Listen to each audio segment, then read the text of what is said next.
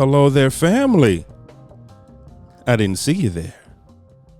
And welcome back to another edition of Crenshaw Corner. I am your host, Sanchez Crenshaw, and as always, I am joined by the absolute best part of my day. Yes. The apple to my eye. I am. The wind beneath my wings. The wind. I didn't even do it. You didn't do it this time. The wind. The rib that completes me. You're completed. The Paula to my Simon. Golf. Okay, wait. Paul and Simon. Paul. Oh, American Idol.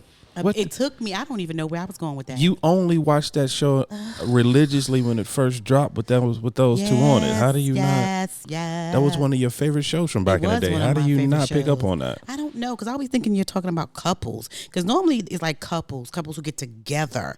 You know what I'm saying? So, not always. It's relationships. And sometimes it's just simply because Paula, and Paula brought out the best in Simon. Mm-hmm. She overlooked his, should I say, rough exterior. Rough exterior. She wasn't afraid of him. She spoke her mind when it came to him, and she didn't let him get over it. But she cared for him. Yeah, I got it. Yeah, that's Paula me. To my Simon. I look over your rough exterior. You right? Wow. Yes. First of all, my exterior is not that rough. Okay, well, let me just introduce myself. While you keep believing that. Wow. What's going on, family? What is going on, guys? I am Angela Crenshaw, guys. What is going? That is my wife, family. Family, that is my wonderful, wonderful wife. Family is always welcome. Welcome. For our new family members. Hello. What constitute a new family member? Come on now. Your first time listening. First time. Now you have to understand, once you listen once, your family. Yes, that's it. And we appreciate you. We do appreciate you. So for our first time family members, our first time listeners, welcome. Welcome. We are so happy to have you. However you're listening, whether it's on iTunes, whether it's Podbean, whether it's Spotify, whether it's Amazon, whether it's Google, whether it's on through iHeartRadio, or on our own personal website at www.thecrenshawcorner.com. We're excited you are here. We're so excited you're here.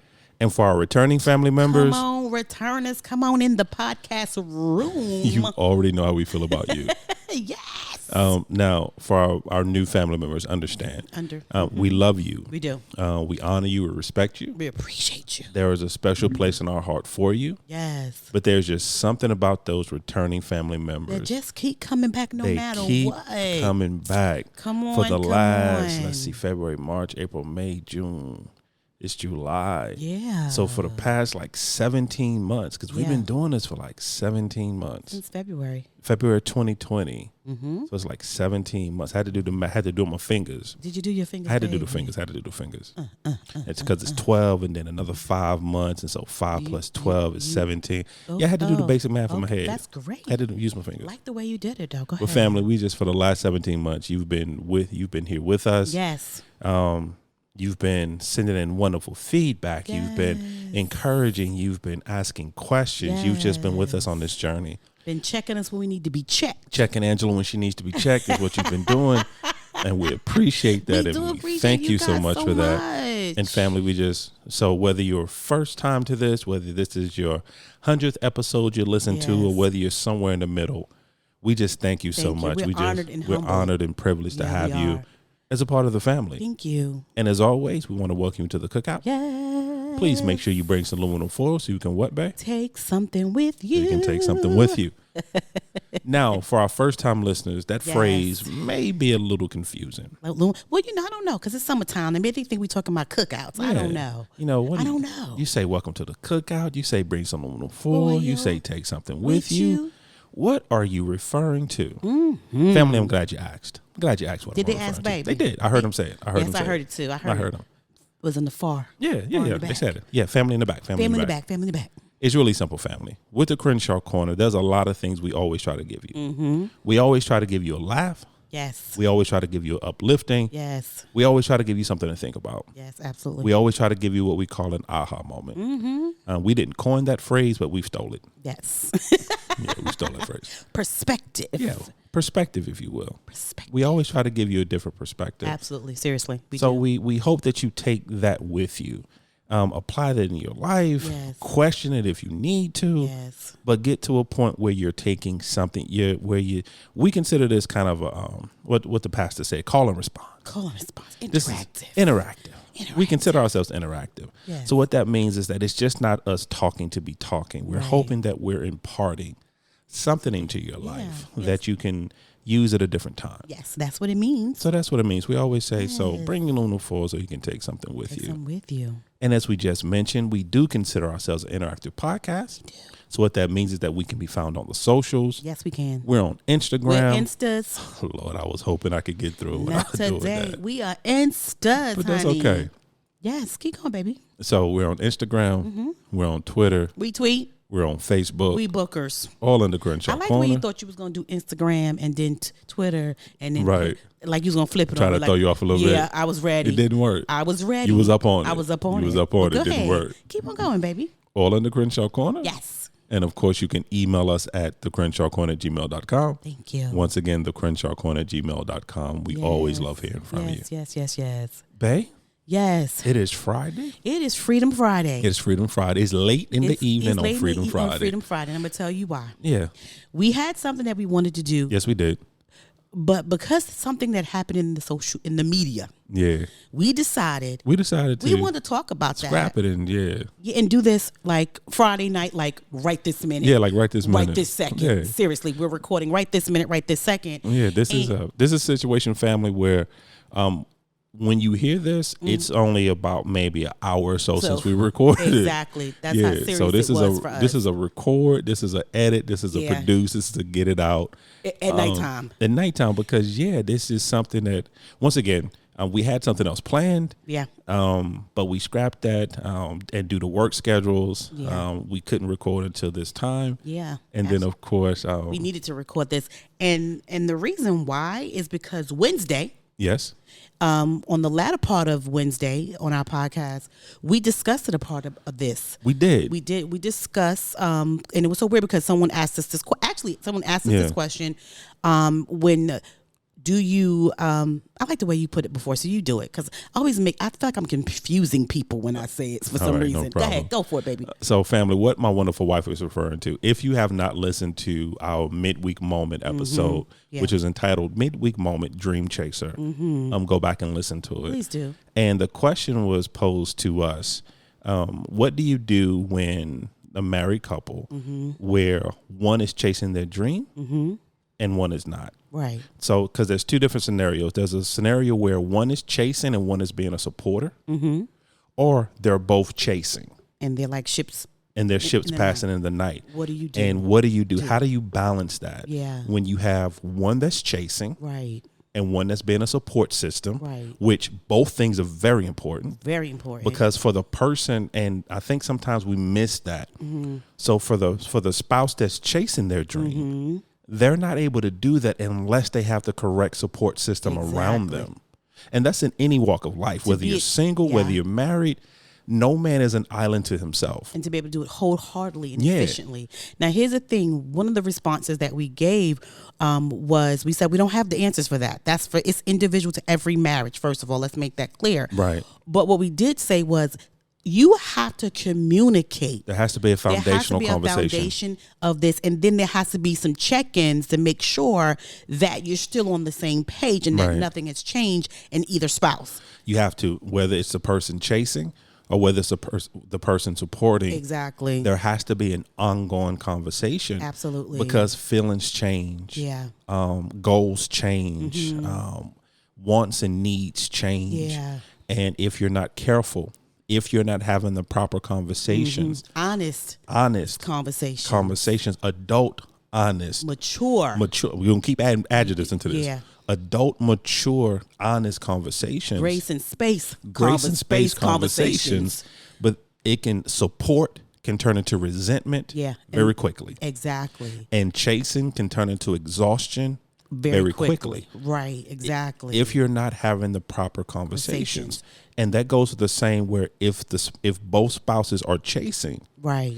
even with that, you definitely have to have the conversations. You have to have it because you have to have a balance. You have to communicate. You have to put God first. Yes. You got to be, and you also have to, if you're the person that's a supporter, you have to have bought into the vision of the person that's doing the dreaming. Yes. You know what I'm saying? So we talked about it Wednesday, and then it happened. And then it happened. My wife came home excited for me to watch a video. Right. And we're just gonna discuss what we feel about the not the people themselves or what they said, but the context of the conversation, basically. Yeah, so this is so let me do a quick disclaimer. Yes. Before we begin this episode. With this episode, if you are of a certain mindset, this episode may turn you off. I'm gonna just be honest. You may agree with us, you may not agree with us. And that's okay. Because the goal is to have an aha moment. Yeah. Or hear, if you cannot hear a different perspective, then you've already lost the game. And that's anything in life. That's seriously. anything. That's anything in life. If you're not open.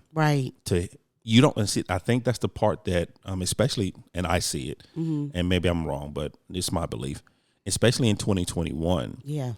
The reason there's so much animosity and there's so much contention and there's so much tension between people is that we feel like you have to agree with me. And if you don't, you're against me. Right. And if you do not agree with every belief that I have, then you're against the way that I have it, then you're against me. Yeah. And that's not the case. That's not the case. So two people can sit down and have a conversation. I don't have to agree with you. Right. I don't have to believe in what you believe in. I don't even have to think you're right. To sit down and have a conversation with you and hear your perspective. Exactly. And that's how we grow. So I went on social media. Unpack it, baby. Unpack it. I went on social media. And so I saw something that was going on with Tabitha Brown and Wendy Williams. And it struck a chord with me because I was like, we just spoke about this thing we did. On Wednesday. Yeah, we did. Wow. So a small part of it, Wendy Williams stated that. May I interject just for a moment? Just for a moment. Go ahead. No, the only reason I'm interjecting, just context. So for the family members who may not be familiar with that particular name of Wendy Williams. So Wendy Williams is a television / radio personality. Yes, she is. She started on the radio in New York, very popular, very successful on the radio. Moved on, transitioned into some TV roles and I think hosting roles, whatever. But eventually has her own television show. Yes. She's more into, I guess you would call more pop culture. Yeah. She does more celebrity things, and she has a segment where she, for lack of a better term, hot topics. Yeah. For lack of a better term, she gives her viewpoint on the hot topics of the day. So of the month. Or the month or whatever things is. that come across her, and she gives her opinion about things. And so, and babe, I'm sorry, just take it from there. there. No, you're fine. And then there's Tabitha Brown. She's an influencer as well. Right. She is our vegan guru, as we call her. People love her, call her the vegan guru. She's very sweet. Been married for years. And so Tabitha went on social media and stated that she did what she said she was going to do. Right. After 15 years, she retired her husband. Now, understand that they haven't been married for 15 years, but because it's been much longer than since that. They were teenagers. Yeah, but they had the conversation of retiring him. Yeah. At 15 years ago. Right. When she decided, they came from a small town. When she decided she wanted to be an actress and she wanted to be, in that arena, they sat down and had a conversation and communicated that is what she wanted to do. And then they moved to California not knowing absolutely anybody. Right. But it was a discussion to do that. And the promise that they made each other before they made that move was her husband promised her that he will go ahead and allow her to pursue her dreams and he will take care of the rest. And so they made an agreement. And so when they moved to California, he took a job as LAPD. LAPD. As a police officer, as she continued to pursue and chase her dreams. A lot, like she said, a lot of rejections, a lot of no's, a lot of things went on. As she said, a lot of being broke together for a long time. And then just recently, a couple of years ago, she began to get some momentum. Now, here's the thing: she's been out for a very long time. She is definitely, if you can look her up on YouTube. Her segments in cooking, her philosophy, her putting God first. I mean, incredible and amazing. So they are both two incredible women. First of all, let's just make that clear. In their own arenas. Right. And so now that you have that context, so when he was a police officer for 15 years. So when she got to a place where God opened a door for them, where he doesn't have to work unless he wants to, she kept her promise to him that they agreed. And she just put on social media, I did what I said I was going to do. She retired her husband. She retired him. She said she retired him. God opened the door that she could, and she wanted for him to come off the police force, right, and do what he really loved to do, which was he already had a nonprofit organization for children, right, but now helping young men, so he could officially do it now to the full capacity, right, and his full focus could be on it. Well, Wendy Williams had it as a hot topic, so you can say something about that in reference to that. No problem. So what happened was, once again, my wife came home very excited. She wanted me to watch this video. She wanted my take on it. Yeah. She didn't describe it to me. She didn't give me any background. She just wanted me to watch it. Both videos. So what she allowed me to watch the segment from Wendy Williams' show first, where she talked, and the very first thing she said, and this is important, and we're going to touch on it as we go through this conversation.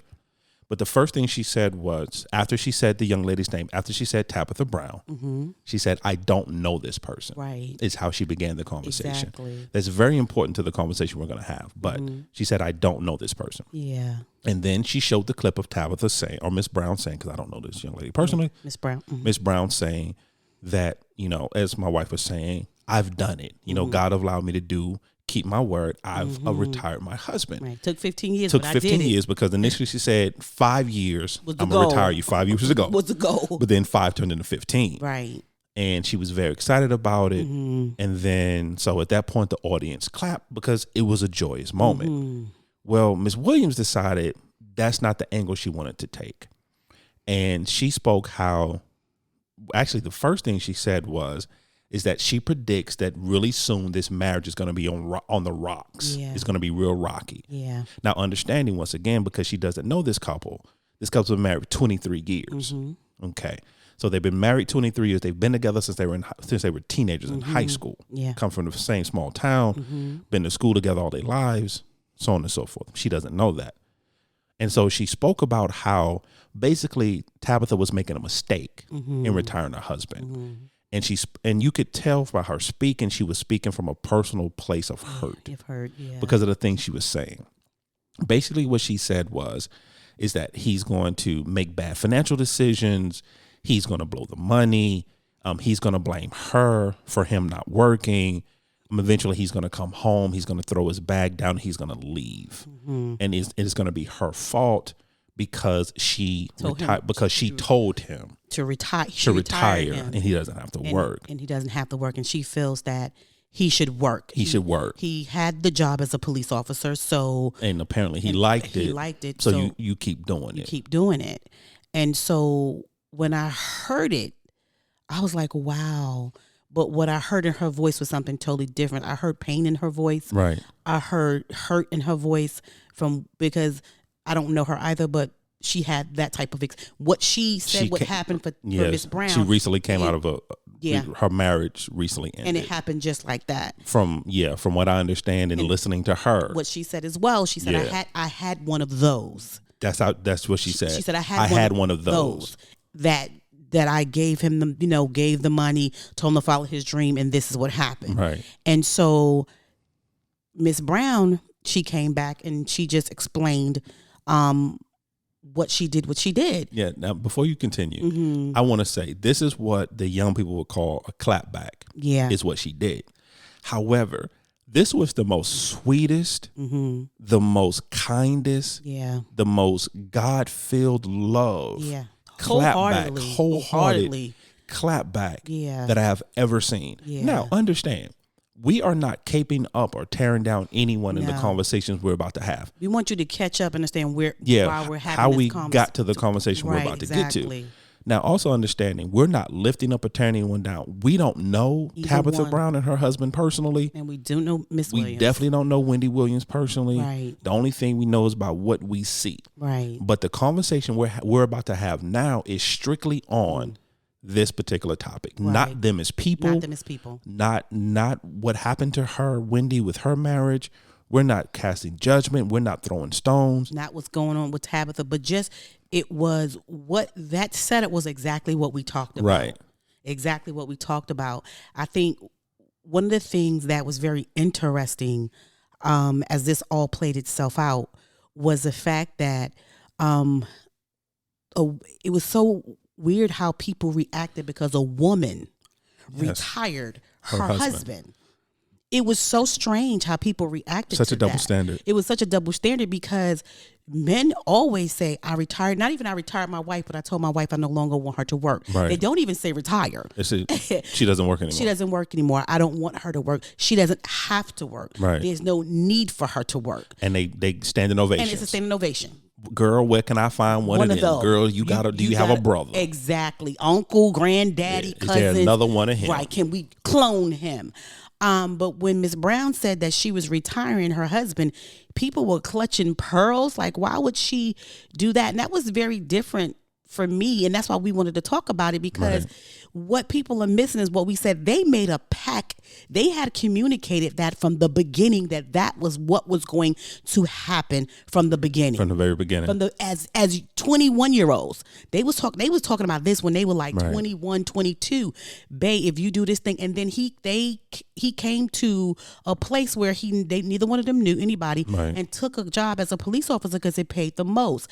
And so my thought process was, why is it not okay for a woman to retire her husband? Now, here's the thing. I think me and you were talking about this originally.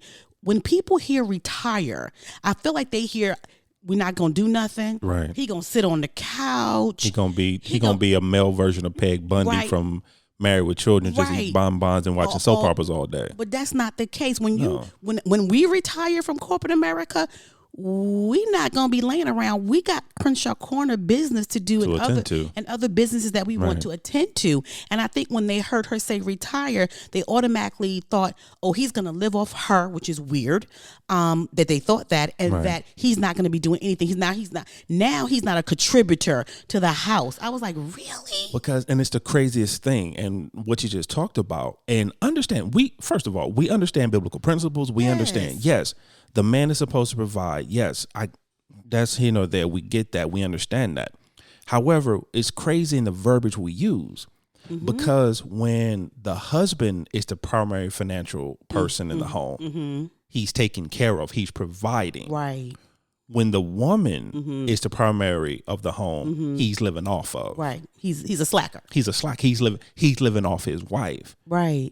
No, they're taking care of each other. Because my thing is, okay, so if the woman is either A, makes less than her husband, or B, is not working, is she not contributing? Right. Because there's different ways to contribute to a relationship. Yeah, and that thank you for that, because it's like, okay, who's walking around? Because to be honest, Sanchez makes way more than me. I'm not better. I'm always better. However, he's not walking around here like, well, I make all the money, and even when I was not working, I still contributed. Right? Very much so. And I think that sometimes we don't understand that contribution is just not financially. Because what, it was 2.5 years? 2.5 years. 2.5 years you out of work? Yes. Yeah, and it was simply by choice. It worked better for that time, for that season. Yes. It worked better for our family. Right. For you not to be at work. Right. But my thing is, when we look at a husband, because this is the part that I was like laughing at, because I was like, she retired him from the LAPD, not from life. Yeah. She retired him that he didn't have to put on the bulletproof vest anymore, and that he could come home and do what he wanted to do, dream again, because he allowed her to manifest her dreams. So she's saying, dream again, do what you want to do. And I I had a problem because I was laughing. I was like, does men not have a right to dream again? Do they not have a right to dream and live their best life without being judged in that manner? Because he is still financially, he's okay. He has a nonprofit organization, number one, and he has other irons, as they say, in the fire. Right. So he is still, because for me, it made me feel like they were trying to say because she makes some money, he's no longer the head of the household. That is not how that works. He is still the head of his household. And I don't get it. Yeah, and it goes back to, and the reason I put a pin in something we said when it came to she does not know them. Mm-hmm. The very first thing she said was, I don't know them. I don't know her. But yet she felt the need to speak on their marriage. And speak death on their marriage. That is so dangerous. It's one thing to have an opinion of a situation. Right. But she had an opinion on their marriage. She had an opinion on their relationship. Yeah. She had an opinion on his character. Yeah. When not even knowing him. Yeah. And the reason I bring that up, family, is because when you sit down and have these conversations, you have to understand people are going to do that. Yeah. Your closest family, your friends, people who don't know you, bystanders, they're going to have opinions, and they don't know the story. Right. They're basically, and it's the old adage, they're judging a book. They're taking a book. Right. They're looking at the cover of the book, never cracking a page on it, and making an opinion on what this story is going to be about, or how this story is going to end, or whether or not this story is going to be good or bad. Right. Exactly. We're never cracking a book on it, and people, and she's a prime. And once again, not talking bad about Ms. Williams, but just using this situation as an example. Exactly. As my pastor would say, it's a talking point. It's a sermon illustration. Yeah, where people really will and not know anything about you and make an opinion, not know the conversation you had, not know how you got there, and they'll make an opinion. Oh, he don't work. Oh, he's not working. He's living off of you. He's living off of you, girl. How dare you let him live off you? He ain't contributing. He need to. Well, you don't know the conversation you had. You don't know because, once again, going back to the Browns, this man literally put his life on the line for 15 years in order for his wife to succeed in the arena that she wanted to succeed in. Where, if we're honest, Black women don't really succeed, aren't given, I'm not saying that they succeed, are not given the same opportunities that people in that arena are given. So she's already at a disadvantage. She's already behind the 8 ball, if you will. Right. And he says, babe, I believe in you so much that I will take this job in L.A. For 15 years, you know what happened in L.A. in the last 15 years? And I will take this job, and I will literally put my life on the line. He didn't go work. He didn't go work for a bank. He didn't go work for a mortgage company. He didn't go do that. He went to one of the most dangerous jobs in America.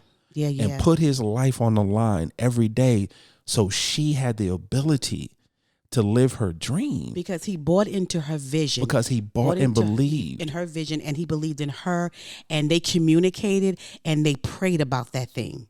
They didn't just go out and do something happenstance. It's like the husband, and I'll say this, I watch my parents do that. Yeah. I watch my parents do that. I watch my dad work 2 jobs while my mother went to college and got her bachelor's and her master's. The moment she got her degrees, they flipped it. She worked. He did not. He went to college and got his degree in accounting and everything else. And then he decided one thing that he wanted to do, and when he got the opportunity, was work for New York State. And that's what he did until he passed away. And so my thought process is they had a communication. Baby, you go first. You know what I'm saying? Go first, my mom's name is Sylvia. You go first, but just know when you're done, it's going to be my turn. And they kept their pact for that. And that's how they became successful in what they were doing for each other. Here's the thing. There are wives right now and husbands right now that are working 2 jobs because they believe in the vision of their spouse. And they had the conversation. Well, you have to have the conversation. Not only do you have to have the conversation, like we said Wednesday, but you have to check in and go, are we still on the same page? Is it still what we're doing? Are you still okay? Grace and space. Here's the grace and space that if you're not, I'm giving you room enough to tell me without me being upset or angry or anything. Are we on the same page? Yeah. But my thing is there's such a double standard. There's truly a double standard. And it man, we're gonna get into that too. Now, understanding, let's get this straight real quick, and then we'll continue. And we touched on it in Wednesday's episode. Mm-hmm. Yes, there is some foundational things Yeah. that every successful marriage should have. Mm-hmm. To be successful, there are certain things foundationally Yeah. you have to have. Mm-hmm. There has to be mutual respect. Yes. You have to respect one another. Yes. You have to be trustworthy Mm-hmm. with one another. Mm-hmm. I mean, and let's be honest, and I understand that, and when I say this, I understand that every family member does not believe what the Crenshaw Corner believes, and I get that. But in all honesty, for a truly successful marriage, God has to be in the mix of your marriage. He has to. He has to be God and his principles. Yeah. Because the crazy part, a lot of people live God's principles without even acknowledging God. Yeah. And because God is a man of his word, and he say, if you live by my principles, I will bless you, which is crazy when you think about that. Yeah. Because people who don't even acknowledge him, he still blesses because they live by his principles. Because he's not a man that will lie, and he lived by their principles, and he still blesses what they do, Right. even though they don't acknowledge him. But within a successful marriage, God and his principles have to exist. Respect has to exist. A trustworthy has to exist. Now, outside of that, once again, we use the analogy of building a house. Yes, all houses have to have a strong foundation, Right. but all houses don't look alike No. because all houses are built different. Yeah. The walls are different. The roof is made different. Yeah. Some have basements, some don't. Right. Some have multiple bedrooms, some are have ranches, one, some some have rent. 2 floors, have 3 floors. But every house is different. Exactly. And that's how marriages work. So what I can't do, I can't walk into my sister's house and tell my sister, your house is wrong. Right. Or you got to remember that also that once the foundation is built and the walls are up and all of that, when you walk into someone's house, they have decorated to their personality. To their family. Right. So which tells you right there alone that each thing is for marriage is individual to that marriage and to that family. And people need to understand that. All houses, everybody's not going to decorate the same. Yeah. Because that don't listen. The reason why we decorate like this because we have no children. Right. Back in the day, this would not. Our current decorating, our current lifestyle. Yeah. We couldn't have lived because we had a house full of kids, A house full of children, and their friends, and our nieces, and our nephews, and everybody else. So we knew that wasn't going to be good for our family. So again, everything is not for everybody's family. So when we're making these assumptions that a father should do this and a mother should do this or a wife should do this and a husband should do this, we have to be careful because it's like I said when we first started, this is an individual thing that works for their household, And so it is so funny to me though that everybody's like, well, there's some people who are clapping, and there's some people like, what? No, he's going to leave. And I'm like, we do not do things based on fear. Right. We do things based on love. And because whether it doesn't matter if he leave, if he don't, he don't. If your wife leaves, she leaves. If she don't, she don't. But why are you why are you holding your breath and waiting for the other shoe to drop? Time is flying by. Yeah. And you are missing a great opportunity for you guys to be together and enjoy each other and enjoy love because you're so busy waiting. Well, this may happen and that may happen. Okay. Yeah. And also, and I feel like, and I've seen it, and I say this because I've seen it a lot, where a lot of married couples won't take that step because they're so afraid of what someone may say. Yeah. They're so afraid of what people might say. Yeah. Well, what is my mother going to say? Right. If I go to my mother and tell her that I've retired my husband and, he's not working in corporate America or at a job anymore, what is she going to say? What is she going to think? Is she going to think any less? And what is... Right. If he don't have the traditional job, he wants to be an artist or a musician or something that's not traditional. Yeah. What will people think? Because it doesn't bring in the money right away. Yeah. On Mr. Brown's situation, like Tabitha said, he's already running a nonprofit organization. Now that she retired him from the police force, now he can put his full focus and his full heart into running and building an organization. Right. It doesn't mean that he's going to sit. And even if he does, let's say that for the next 15 years, he doesn't do anything but sit on the couch and watch TV. If it works for their marriage, That's them. they came to that conclusion where, well, babe, because you gave me 15 years to do whatever I wanted to do and to chase whatever I wanted to chase, I'm going to give you 15 years to do whatever you want to do, however that looks. Yeah. What's wrong with that? It makes me so sad because does not each spouse deserve to follow their dream? Does each spouse not deserve to live their best life and live on purpose? It always makes it seem like if one does it, the other one cannot. And I think that is so unfair and so, it just hurts my heart. You know what I'm saying? And a lot of times it's the majority. I know some women may not feel the way I feel. The majority of times, this is, like I said, you're not going to agree with everything. The men get the raw deal. Yeah. You know, like he don't have a right to, like we talked about on Father's Day, like men don't want diamonds. Who said that? 50 Cent. Like Curtis men, Jackson. like men don't want diamonds and roses too. You know what I'm saying? That we don't want the same thing. You know what I'm saying? And it's so sad because again, when she said it, so many people had such an adverse effect to that. But instead of applauding, yes, girl. Because what happens is, because we can only understand things we can see. We can only, it has to be we have to be able to see it in our own mind. We have to connect to it. We have to connect to it in our own mind. It has to make sense in our own mind. Yeah, got you. And if it doesn't make sense in our own mind, if it goes against our upbringing, our beliefs, if it goes against our belief, if it goes against our perspective and the way we see the world, then it has to be wrong. It has to be wrong. Because I was raised that a man work. I was raised that a man take care of a woman, and because when I was, and I'm speaking from a woman's point of view, so women get mad if you want to, but I love you. But because my man left me, and because he walked out on me, because I worked and gave him a chance, and he walked out on me, that means that it's not going to work for you. Yeah. How could it work for you if it didn't work for me? Exactly. So there's no possible way.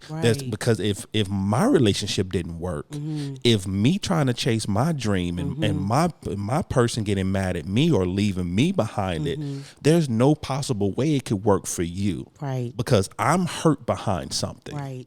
Because I have a bitter taste behind something. There's no way that same thing can be sweet for you. Exactly. Even though our taste buds are different. Exactly. There's no way it could be sweet for you because it was bitter for me. And or if you have your homeboys telling you, yo, so your girl ain't gonna do nothing? Like you struggling to pay the bills, bruh, or whatever he's struggling to go through, you frustrated and you mad, so she's not gonna be a contributor at all? So she's not gonna work. She's not gonna do absolutely nothing. Okay. But she home with no kids, you know, because there's a thought process behind that too, because there's such a double edged. If she should not be home if she don't got no kids. Now you know she don't got no kids while she home. You know, I used to always make people laugh because I would say to them, you would say first, I'm a stay home mom with no stay home kids. Right. So before y'all say anything to me, my kids all go to school, and I'm a stay home mom with no stay home kids. And people look at me like, what? Yes, because I'm also pursuing something else. My husband said that I could and now go for it, and to go for it. And that's the thing that people need to understand. There was an agreement. Yeah. Because I saw at the time what corporate America was doing to you. I was having panic attacks and I saw what was in you and what's still in you. Yeah. And the impact that you're able to make in people's lives. Yeah. And the conversations you're able to pull out of people with little to no effort. And how you're able to speak into people's life and bless people and give them a different way of looking at things and give them a different perspective. Yeah.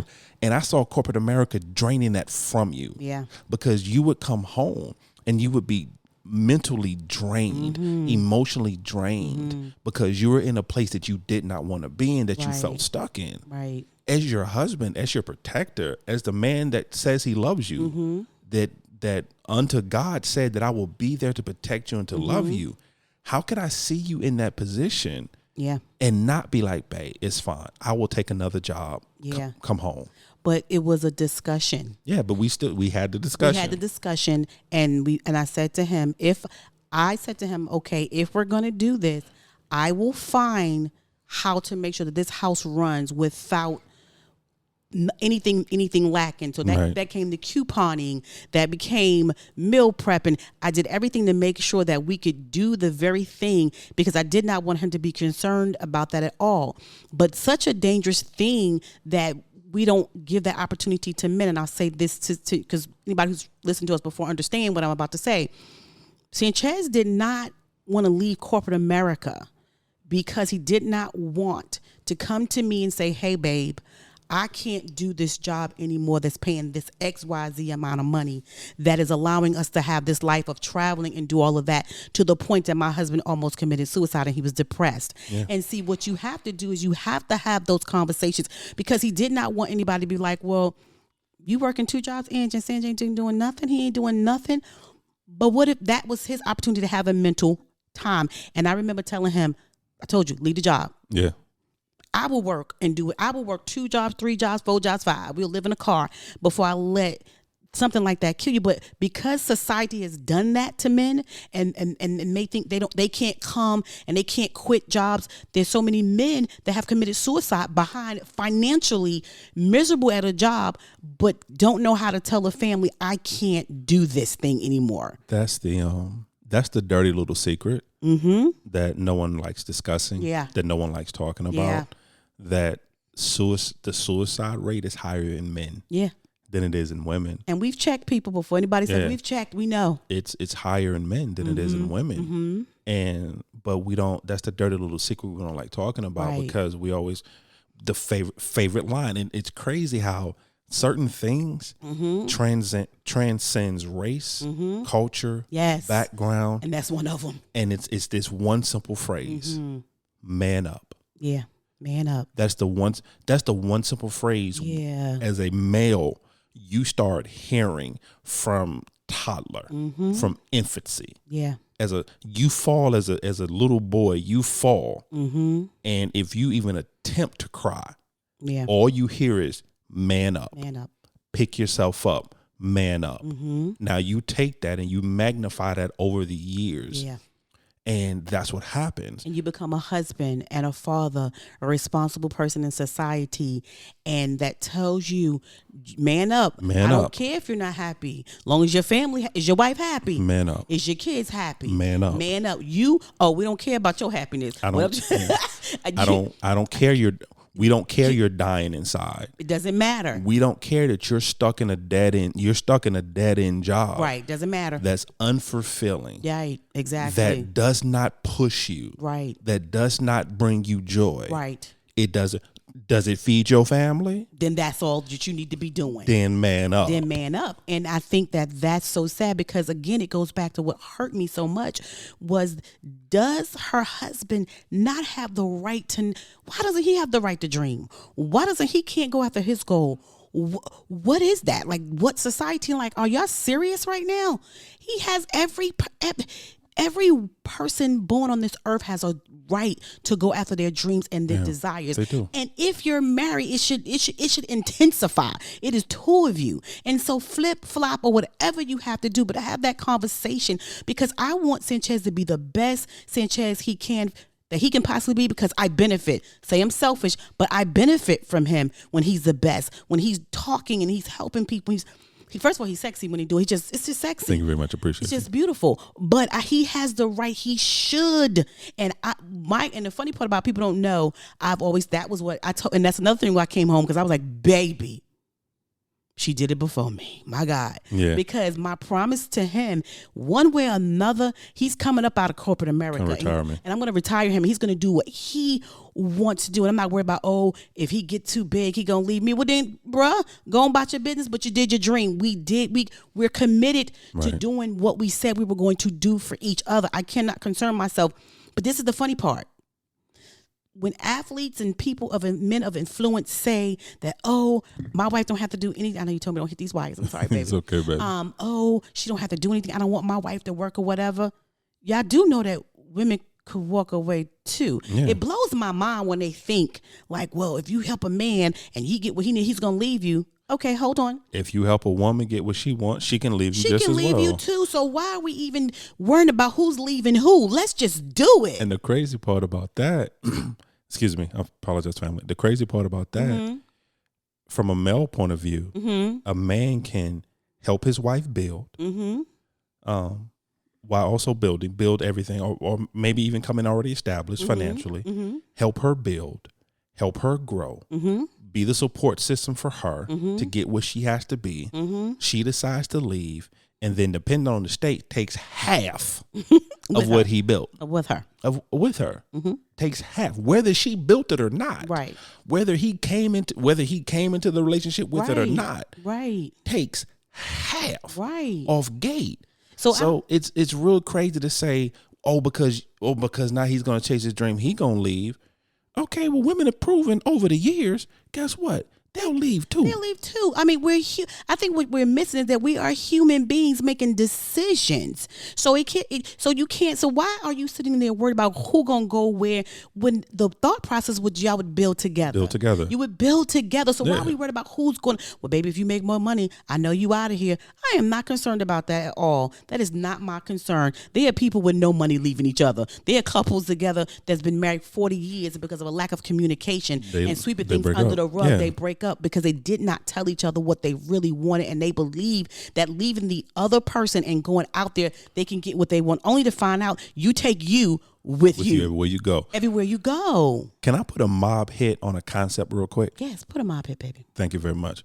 I'm scared, but go ahead. Yeah, we gonna do this real quick, just like they did Tommy and Goodfellas when they told him he's gonna be a made man. They took him to the house. He walked in. He realized, oh snap, this ain't gonna go well. He put a bullet in the back of his head. But then I digress. There's a concept that I want to Tommy right now, and it's the one where people feel, because I got married or I have kids, that I no longer can chase my dream. Right. That is not true. That's not true. Here's what happens: if you get married before you accomplish your dream, all it means is now you just have to work harder at your dream. It does not mean that you still can't fulfill it. It just means now you have to work harder. You got to balance and do some time management and some other stuff. If you have kids, you can still accomplish your dream. You just have to work harder at it now. Now you have to be more focused and more disciplined. Because now you have to balance the schedule. Now you not only have to balance your schedule, you have to balance your wife's schedule, you have to balance your kid's schedule, or I'm going to say your spouse, because men and women. You have to balance your spouse schedule, your kid's schedule. It just means now you won't be able to sleep as much as you might have had before. Now it means that you may have to wake up earlier. You may have to put more time in this place. You may have to subtract time from this place. You may have to be in a situation you don't want to. No, you don't want it because you're tired. You don't want to sit down and do homework with the kids. But guess what? Now you got to sit down and do homework with the kids. So once again, and then if you're pursuing your dream of college, when they go to bed, you got to do homework. You do homework together. I just want people to understand, just because you're married, one doesn't have to sacrifice. You both can do it. Both do it together. It may just be one go first. Or one, and then the next one, just like my parents, then the next one go. Or it could be you both do it at the same exact time, as long as you've had the communication and you put God in that and you talk about that and you do a check-in and go, baby, is we still okay with this? Is this really what we're trying to do? Establish that up front. But to believe that only one can pursue a dream in a marriage and not the other one is so sad to me, because each person that marriage needs to be fulfilled. And can I talk just for a minute about what really bothered me the most out of her statement when it comes going back to Wendy Williams' statement? It was two things, and I'm gonna go back to it. It was she came from two places. How I see it. Once again, I'm not in her mind. I'm not in her heart. I don't know. But from an outsider looking in and my perspective on the situation, she came from two places. She came from a place of ignorance, and I'll explain what I mean by that. But she came from a place of ignorance, and she came from a place of hurt, which made me sad. Which, going back and listening to it, my heart went out to her. Yes, absolutely. Because the amount of hurt, and Tabitha actually spoke on that as well with her response. But the amount of hurt that she came from in that segment. And here's what I mean by ignorance. Once again, because her very first statement was, I don't know her. I don't know these people. So you're speaking on a marriage. You're speaking on a situation that you have not been educated on. That you have not been brought up to date on. Right. So you don't know the ins and outs. You don't know the workings. You don't even know anything about it. Right. And you spoke death over a marriage that you know nothing about. I was like, no, don't do that. And then from the place of being hurt and family, we have to be careful. Mm-hmm. You have to be careful in two different arenas. Mm-hmm. You have to be careful who you allow to speak into you. Mm-hmm. And you have to be careful on how you speak into people. Yes. Because you can be hurt and bleed on people. Yeah, because if you're coming from a place of bitterness, mm-hmm. and sometimes we don't even realize we are. Yeah. If you're coming from a place of hurt, mm-hmm. you are doing more damage yeah. than you are helping. Yeah. Because what happens a lot of the times, once again, and I said it earlier, we can't see your situation going well for you because it didn't go well for us. Exactly. And so what we do is that we try to help you and we try to brace you for the fall. Yeah. Girl, because let me warn you. Yeah, let me warn you. Yeah. But who said I'm a fall? Yeah. I may stumble. Yeah. Because everything doesn't go to plan. Everything doesn't work Nothing's out. Perfect. Every dream doesn't come to fruition on the first time. Right, exactly. You know, if that was the case, everybody be billionaires. Yeah. Everybody would be successful. Yeah. Everybody would be a celebrity. Yeah. Whatever, so on and so forth. So no, all dreams, sometimes dreams take 10, 20, 30. Sometimes people don't fully come to themselves into their 50s, 60s, 70s, 80s. Yeah. So there's not a timestamp on it. But what happens is we say, well, no, that's not going to work for you. Well, here's why. Because I tried it and this is what happened with me. And no, it's not going to. And we find ourselves talking death into a situation that at the end of the day, we're ignorant of. Yeah. And we're hurt. Yeah. Because and those two things are dangerous when they come together. And a lot of people get offended when you say the word ignorant or ignorance. They get offended by it. How dare you? I'm not ignorant. I'm smart. I'm intelligent. I'm this and I'm that. Yeah. But even a smart person can speak from a place of ignorance if they're not familiar with that situation. Yeah. That's why the Crenshaws we have a rule. Now, we will mentor you. We will talk to you. We will help you. We will give you advice. But the one thing the Crenshaws will never do, we will never tell you to leave or to stay. That ain't got nothing to do with us. Now, if you're in an abusive situation, once again, I always feel like I have to make this caveat. Abusive situations, that off the board. That's no one has a right to put their hands on you. No one has a right to physically abuse you. No one has a right to mentally abuse you. No one has that right. If your safety is at stake, please get out. Right. That's not what we're saying. I'm not telling you if you're being, and this is male or woman. I'm not just talking about women, because another little dirty little secret. There are husbands in this world that are physically abused too, but we don't like talking about that.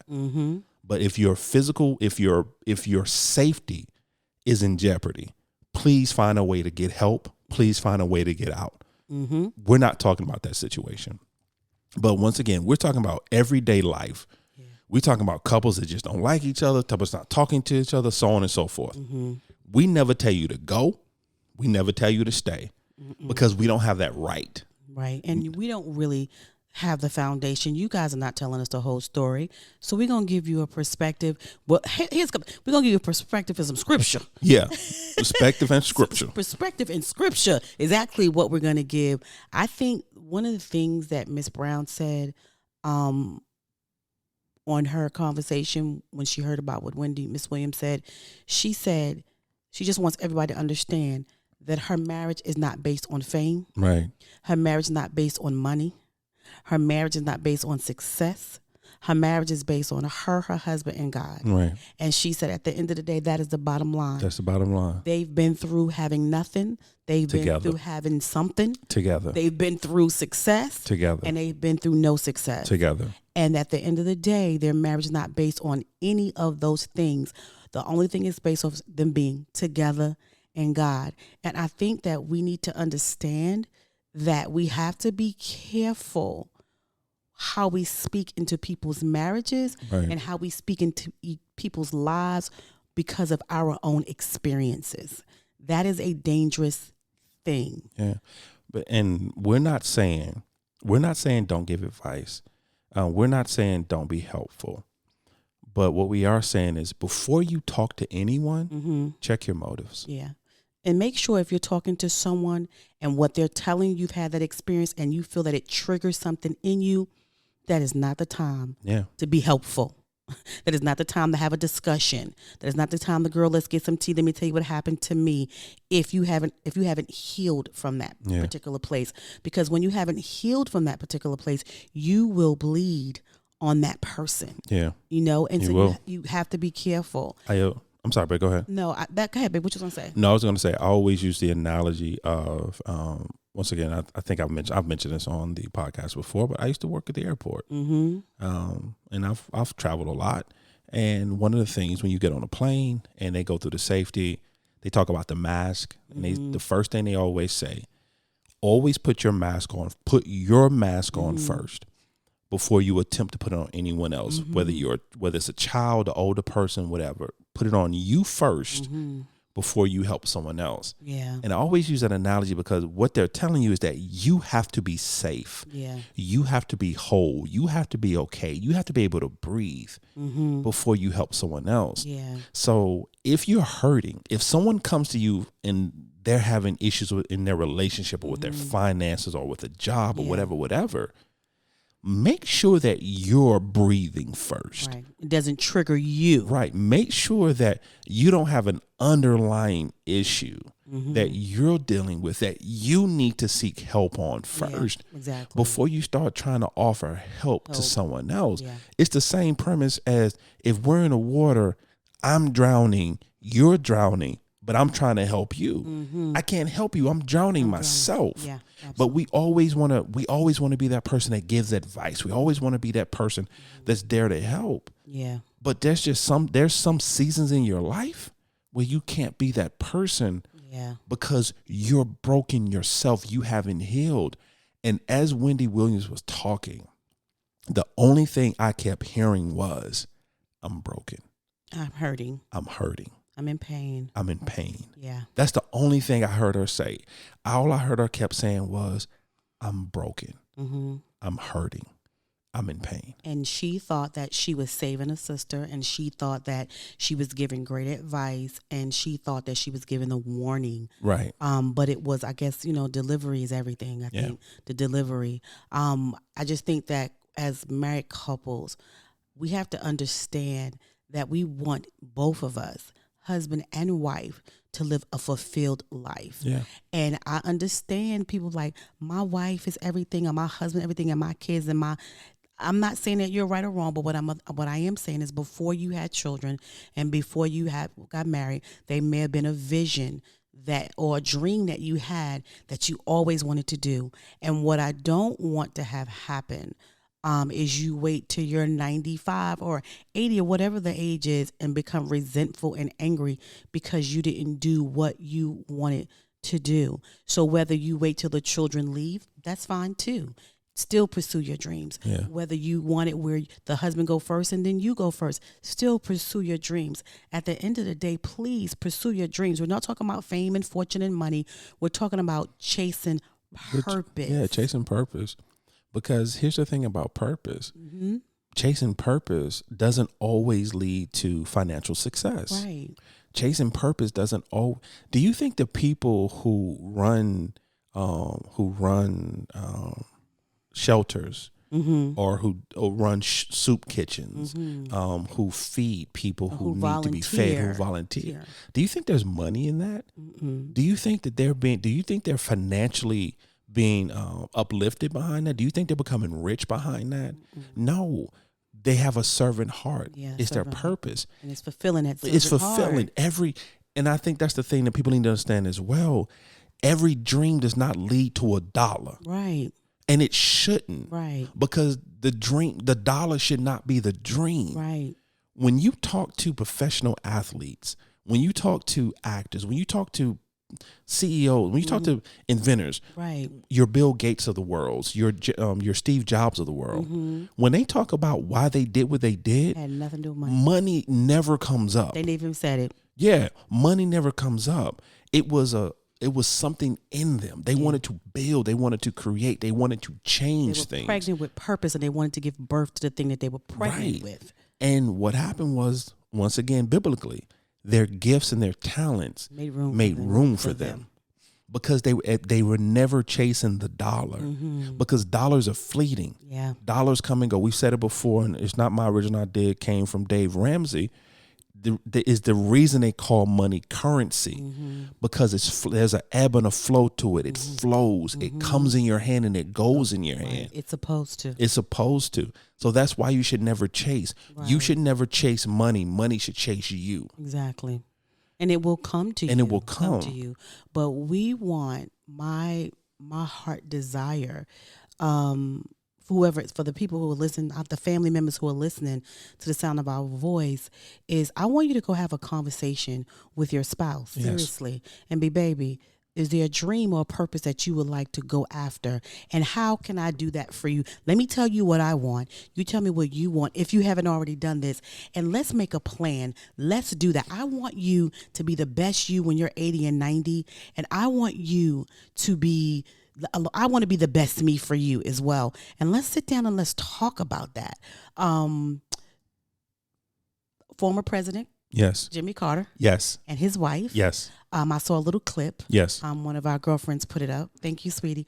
And they was asking him how they've been married. They've been married 75 years. And he said the first thing is they communicate. Yes. Is it communication? I think it's the first thing is communication. The second thing is they don't go to bed unless they totally clear whatever. You stole my thunder. I was going to talk about that. Yeah. They reconcile every night. They reconcile every day before they go to bed. Yeah. Which means any arguments or the entire day they reconcile. Yeah, they reconcile their day. And they read the Bible. He said for the last 60 years they've read the Bible together every single night. And I'm saying this to you, and they've been married 75 years. And I'm saying that because at the end of the day, the communication is everything. Yeah, it is. Whether you've been married 75 years or 75 minutes, you have to understand how important important communication is. And that's one thing, like we said, the Crenshaws will always talk about a lot of different things. We'll always talk about a lot of different topics, but there will always be a common theme that runs through every episode we've ever done, that runs through everything you see when it comes to the Crenshaw Corner. If you ever want to know what platform the Crenshaw Corner stands on, it's the platform of communication. Yeah. That's the platform we stand on, because it's due to a lack of communication that we have a lot of problems in this world, where it comes to racial issues, where it comes to equality issues, where it comes to relationship issues. It all boils down to lack of communication. Exactly. Because two people are not willing to have open and honest dialogue with each other. Yeah. Two people are not willing to hear each other. Because that's the thing about communication. Communication has to work both ways. It's a give and take. Not only do you talk, but you have to listen. A lot of people talk just to respond. And a lot of people listen just to respond. Is actually what I meant to say. Yeah. A lot of people listen just to respond. And when you're listening just to respond, you're not really listening. Yeah. You're not being open. You're not being vulnerable. And we want you to be whole, and I'm not saying it's going to happen overnight. So if you have something that you've been dying that you want to do, and you're like, I don't know how I'm going to tell my wife, I don't know how I'm going to tell my husband, tell him.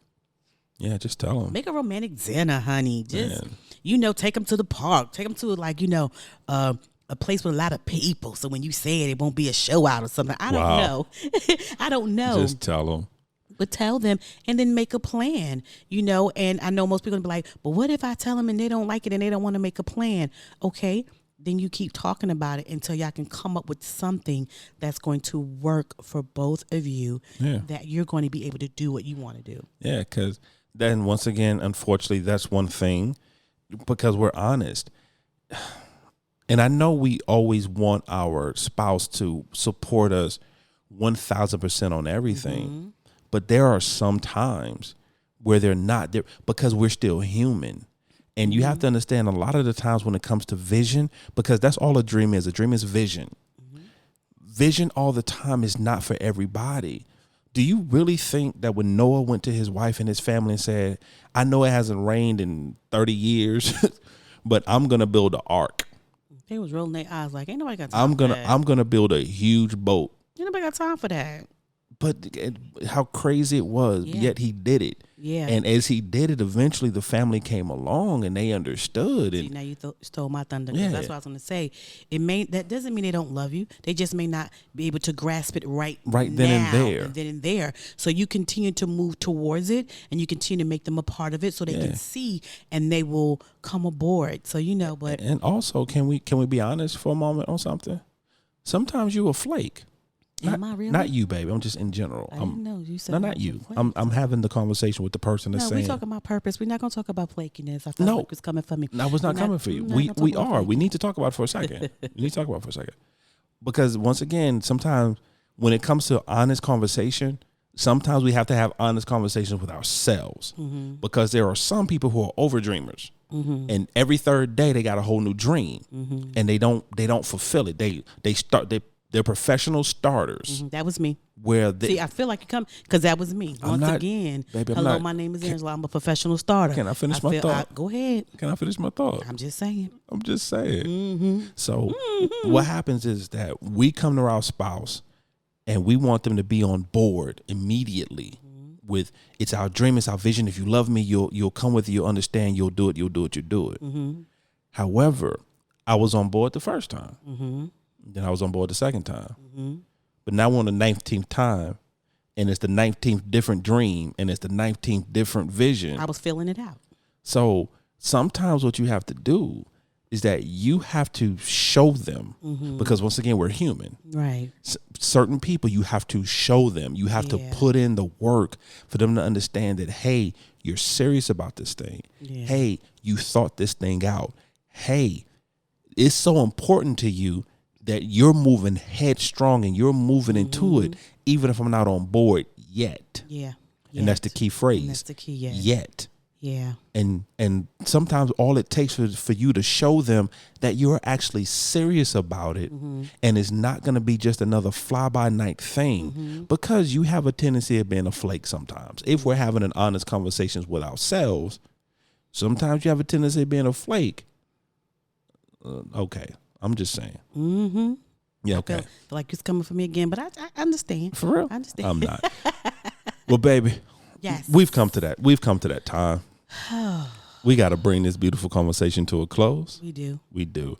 So my question is, of course, baby, what do you have a final thought for the family? I think my final thought is that both parties, both spouses deserve the right to chase their purpose. And they have a right to fulfill their dreams. That's it. That's all I have. Because I told you this just made me really sad. It was just weird. Yeah.